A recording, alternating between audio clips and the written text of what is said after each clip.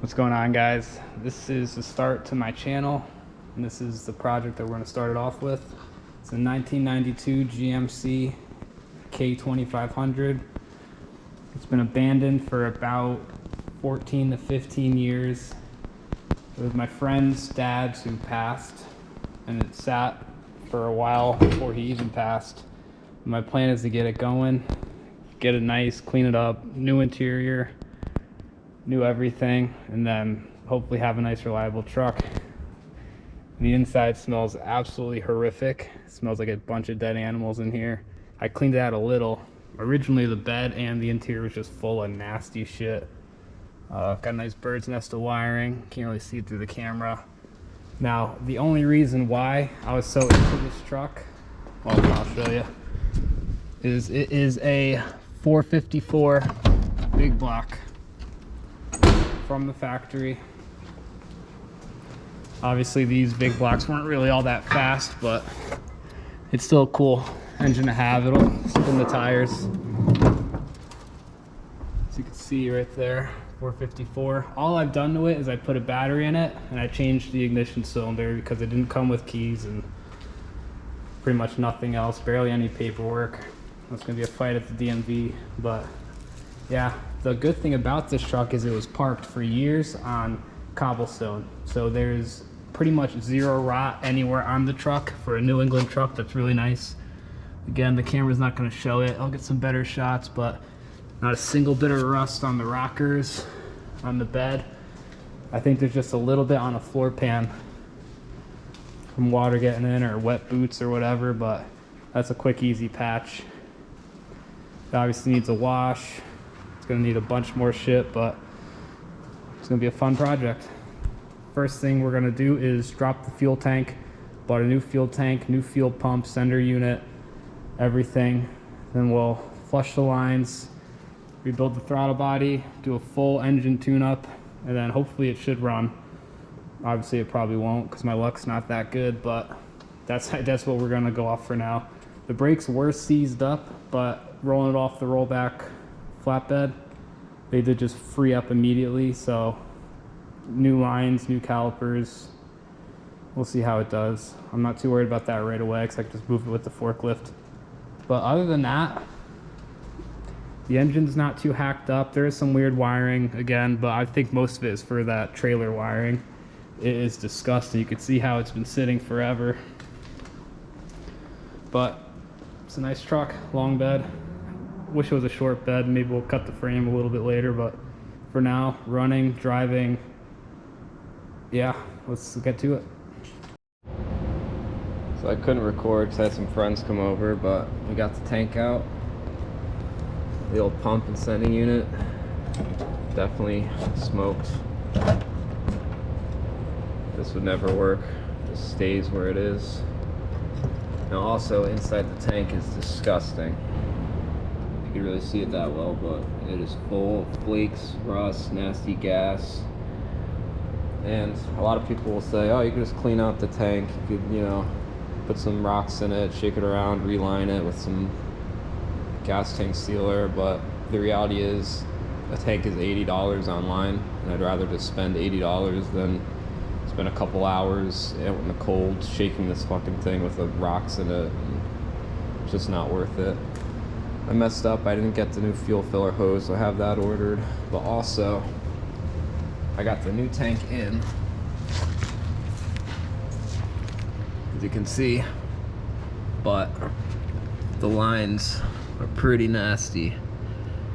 And I could see they're starting to leak as I was moving them around. So I had to order new lines, and I'm not gonna have them for probably till next weekend.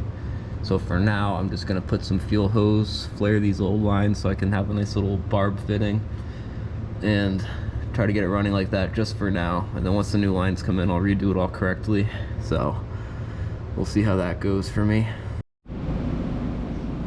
So the fitting I have to slide this over is actually for the standard metric GM fuel line fittings, but it's not really easy for a hose to slide over it because it wasn't designed to kind of grab a hose.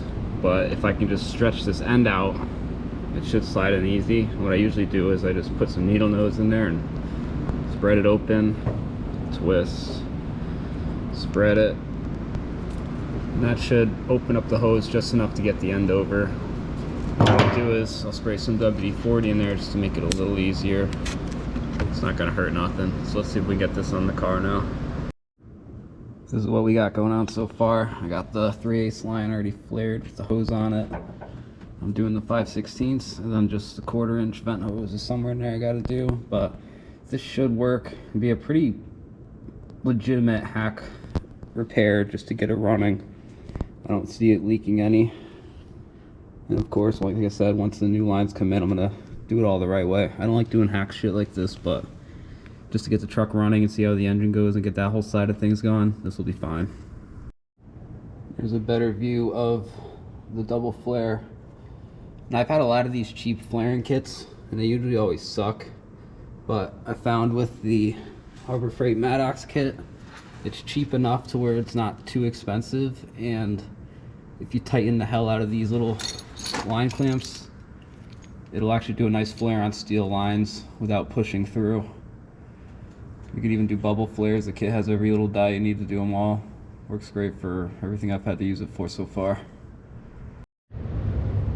Alright, the tank is all in. The lines are done. Hard to see, but I'm just doing the hose for now. Now we're going to move on to the fuel filter. Just a little ahead of the tank on the frame rail. I got them soaking in some WD just so I don't spin the lines when I go to take those fittings off. Hopefully it goes smooth, then we can go to the engine side of things and hopefully turn it over, get it running.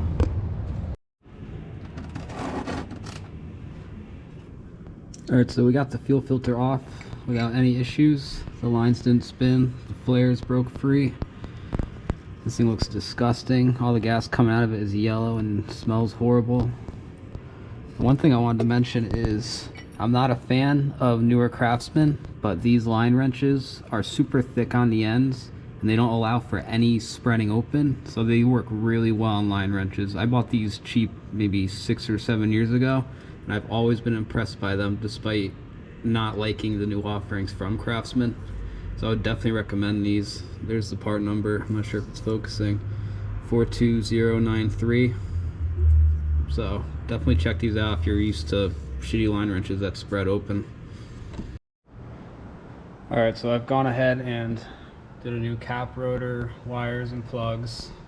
While I had the plugs out, I put a little oil in the cylinders, span it around to get it all out, and then put the plugs in. That's a new battery. I rebuilt the TBI unit last night with fresh gaskets. I'm not sure how good those injectors are still, but we're gonna find out. Just put gas in it, primed it up, 0 leaks. I'm just topping off the radiator coolant, and then we should be good to fire. Now I'm gonna put it on the ground and fill up all the tires just in case this thing goes on fire.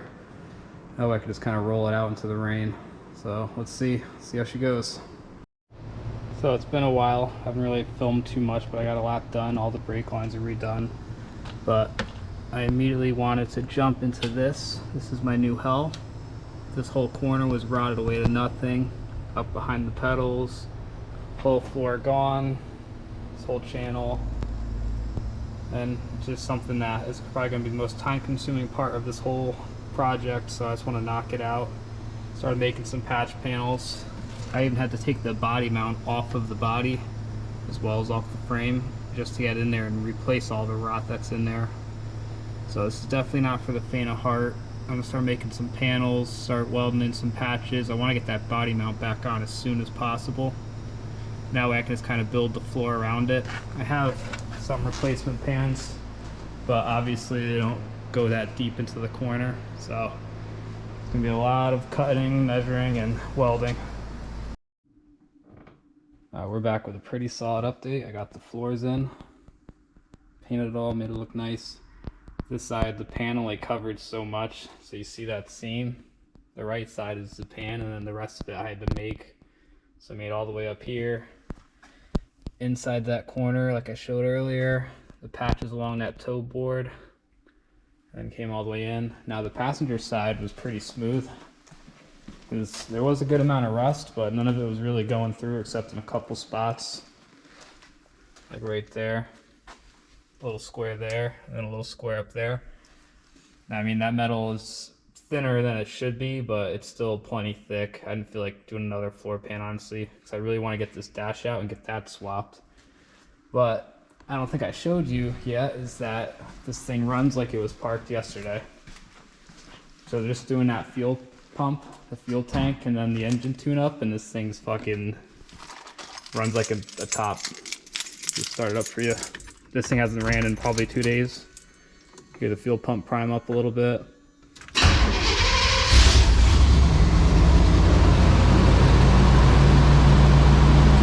just runs.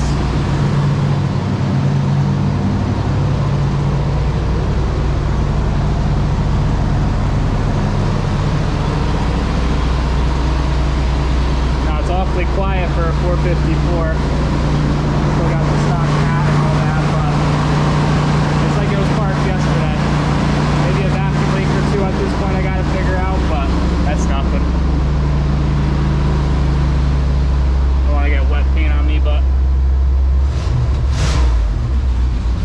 revs right up, drops down off the fast idle. Just nice and smooth. Idle seems a little high, but I'll figure that out. But other than that, cannot beat it.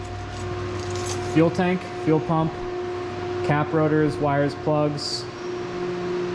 Rebuilt the TBI unit. Thing runs like it was parked a day ago instead of 15 years ago, you know? So now all that's really left is I had to bend that up just to get access to the floor. So I'm gonna try to straighten that back out. All the brakes are done, all the brake lines are done. Pedal still seems a little bit weird. I think I have some more ABS bleeding weird stuff to do, but other than that, I'm ready to start getting that interior done. Once the interior is done, it's body time. Clean up the engine bay. This thing's gonna be a beaut. Front end wise, probably gonna redo all the suspension. The steering is pretty sloppy. If you grab a tire, you could see, I think it's at the pitman arm, at that rod end, there's a lot of play. But I mean, I've been pulling it in and out of the shop. Transmission works, as far as I can tell. At least has first and reverse, good enough. But yeah, so hopefully, I feel weird that I haven't been actually filming me do the work, but when you're halfway through cutting out a floor pan, the last thing you want to do is worry about a camera. Just from the stress of dealing with that, but I'm gonna start from now on, I think, showing some more hands-on stuff. I just want to get this to a point where it's manageable, and for that I think the next step would be dash out, whole interior cleaned up, new dash in, and then I could do all the fun little stuff, get this thing really looking different, and then we'll see where it goes. Wheel wise, I'm not too sure what I want to do. I might just paint those black, but the guy next door had these sitting in his trailer, and they're honestly in beautiful condition. I don't think there's a single rip. I haven't looked at them. They don't even smell, which is great. Yeah, there's not even, usually these bolsters just get shredded by your jeans, but there's not even a rip on these. So I'm definitely gonna clean these up and put them in. I have a whole red interior, and I'm gonna do a nice burgundy carpet as well to match. This thing will look like you're sitting in Grandpa's armchair.